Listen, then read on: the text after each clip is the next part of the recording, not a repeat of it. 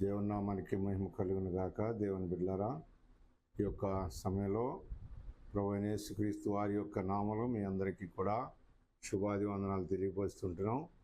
ఈ యొక్క సమయంలో దేవుని వాక్యాన్ని చదువుకుందాం. సామెతల గ్రంథం 7వ అధ్యాయంలో మొదటి మాట చెప్తున్నాడు సొలొమోను. నా కుమారుడా, నా మాటలను మనస్సునుంచుకొనుము, నా ఆజ్ఞలను నీ యొద్ద దాచిపెట్టుకొనుము.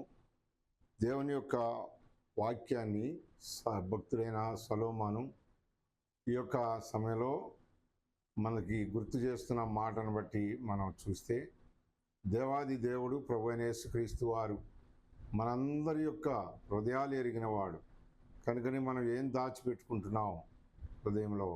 ఇక్కడ అంటున్నాడు, నా కుమారుడా, నా మాటలను మనస్సును ఉంచుకొనుము, నా ఆజ్ఞలను నీ యొద్ద దాచిపెట్టుకొనుము.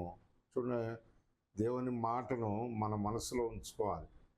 మన మనసులో ఉంచుకుంటే అది ఎంతో మేలు, ఎంతో దీవెన, ఆశీర్వాదం ఉంటుంది. కనుకని మనసులో వేరే పెట్టుకుని మరి నువ్వు ఈ లోకంలో భక్తులు అని చెప్పుకున్నంత వల్ల ఏమాత్రం కూడా ఉపయోగం లేదు. కనుకనే మనం మనసులో ఏముందో బయటకు అదే మాట్లాడాలి.